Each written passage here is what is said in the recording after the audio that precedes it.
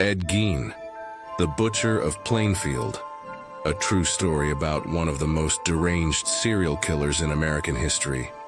Ed Gein's dark childhood.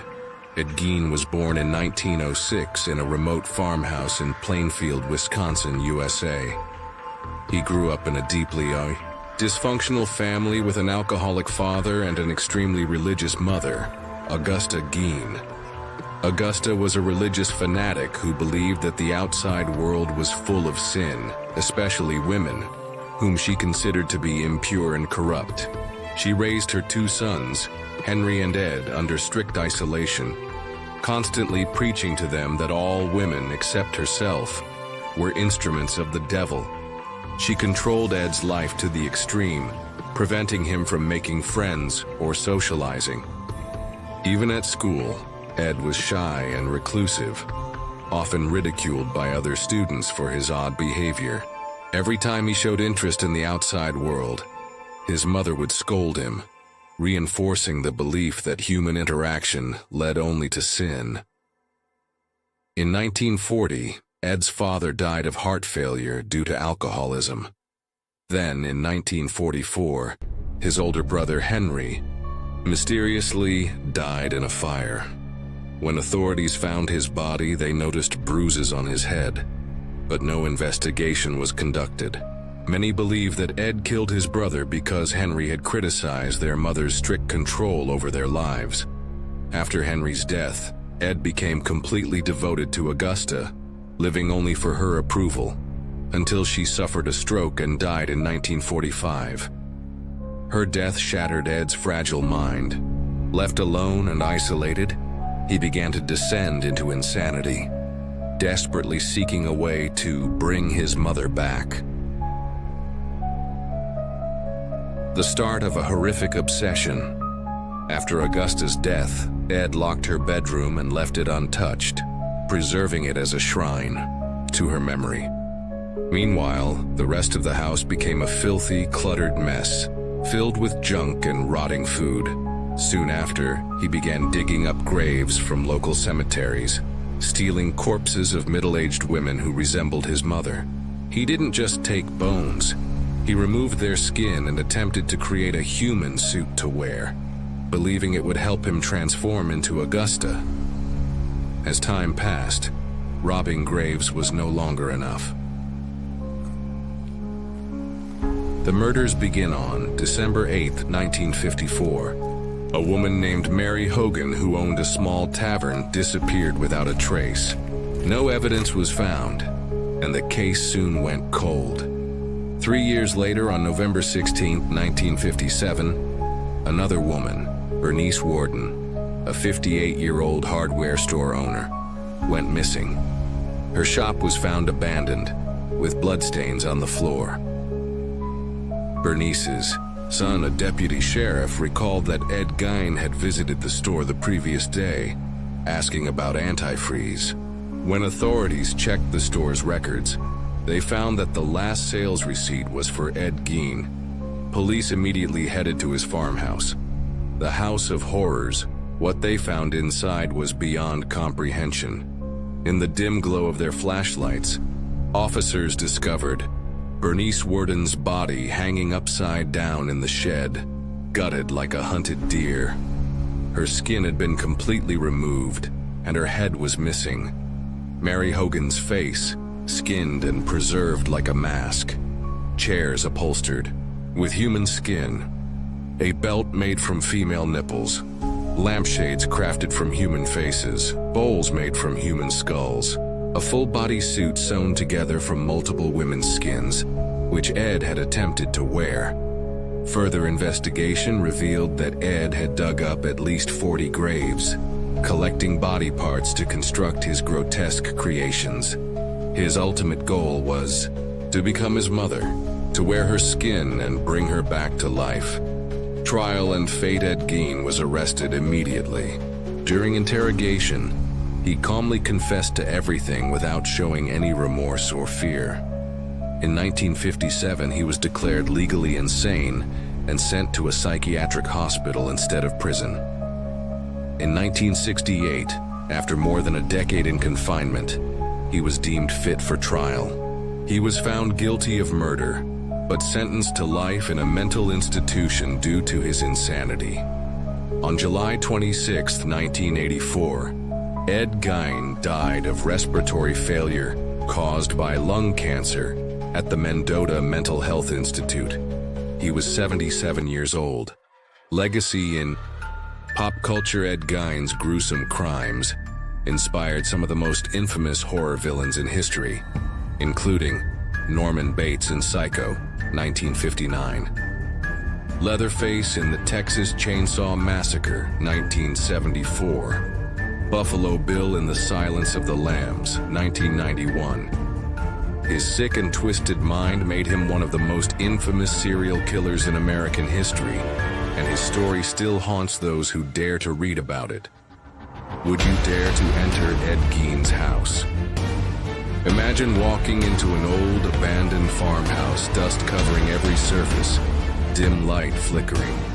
As you step forward, you notice a chair wrapped in human skin and a mask made from real flesh hanging on the wall.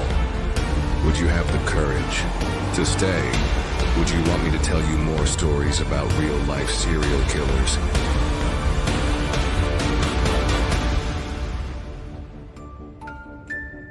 Richard Ramirez, the Night Stalker, a true story about one of America's most terrifying serial killers. The dark childhood of a monster. Richard Ramirez was born on February 29, 1960, in El Paso, Texas, the youngest of 5 children in a poor Mexican-American family. From an early age, he showed disturbing behavior and psychological instability. His father, a former Mexican police officer, had a violent temper. He frequently beat his children mercilessly, and whenever he was angry, he would force young Richard to kneel on hot gravel under the scorching Texas sun. Sometimes he even whipped him with electrical cables until he bled. But it was his older cousin, Miguel Ramirez, who truly awakened the monster inside him. Miguel was a Vietnam War veteran, but when he returned home, he was no longer human. He was something else. He would tell Richard gruesome war stories, showing him photographs of mutilated women he had raped and murdered in Vietnam. Some pictures even showed him holding severed heads, grinning wildly at the camera. Instead of being horrified, Richard was fascinated. Then one day, Miguel did something that changed Richard's life forever. During an argument, Miguel pulled out a gun and shot his wife in the face, right in front of Richard. Richard didn't scream. He didn't cry. He just watched. From that moment on, death no longer frightened him. It thrilled him. Not long after, Richard ran away from home, wandering through dark alleys, sleeping in graveyards, and performing satanic rituals. He believed he had been chosen by the devil. The birth of the Night Stalker in 1984, Richard Ramirez arrived in Los Angeles, a city of bright lights, temptations, and sleeping souls. He began to hunt. On June 28, 1984, Ramirez broke into the home of Jenny Vinqual, a 79-year-old woman. He slashed her throat so deeply that her head was nearly severed, then cut open her body and raped the corpse. This was just the beginning. A month later, he entered the home of Maria Hernandez, a 22-year-old woman. As she opened the door, Ramirez shot her in the face. Miraculously, the bullet hit her car keys, saving her life. But her roommate, Dale Okazaki, was not so lucky. As she peeked over a kitchen counter, Ramirez shot her in the forehead, killing her instantly. That same night, he invaded another apartment and executed 30-year-old Veronica Yu. By then, the shadow of the Night Stalker had fallen over Los Angeles. Trail of blood and horror, Ramirez had no pattern to his murders. He did not choose his victims based on age, race, or gender. He killed whoever he wanted, however he wanted. Sometimes, he sliced open his victims' stomachs, letting them bleed out slowly. Other times, he strangled them for hours before finishing them off. He raped women while their husbands were forced to watch, then murdered the husbands with a hammer or knife. One of his most gruesome crimes happened on May 6, 1985. Ramirez broke into the home of 63-year-old Joyce Lucille Nelson. He found her, sleeping on the sofa, and smashed her skull with a hammer. Blood splattered across the walls. Less than an hour later, he broke into another house and brutally beat an elderly woman before slicing off her ear. By this time, Ramirez believed he was invincible, that Satan himself had given him the power to spread terror and death. Captured by the people of Los Angeles on August 30th, 1985, Ramirez walked into a convenience store, unaware that his face had been broadcast all over the news.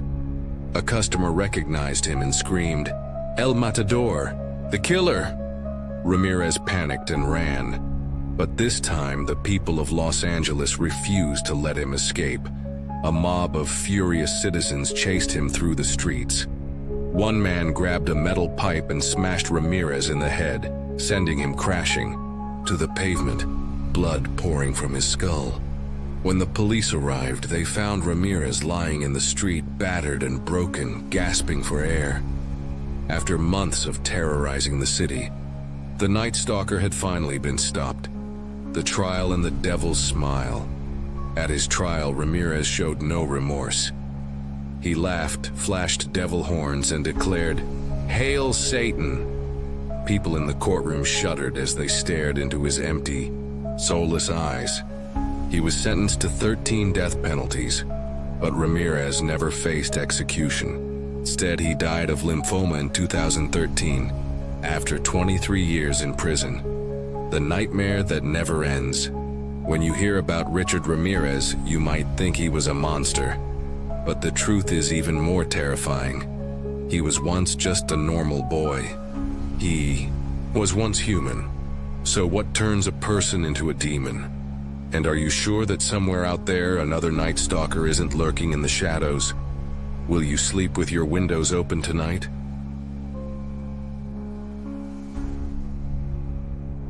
David Parker Ray, the Toy Box Killer, a true story about one of America's most depraved serial killers. A normal man with a terrifying secret, David Parker Ray was born in 1939 in New Mexico. On the surface, he appeared completely ordinary, just a quiet middle-aged mechanic living in a small desert town. Neighbors described him as a bit strange, but harmless. No one could have imagined that, for over 40 years, he had turned his home into a living nightmare.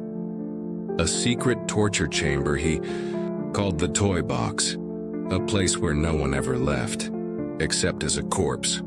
For decades, no one knew about his crimes, until one woman escaped.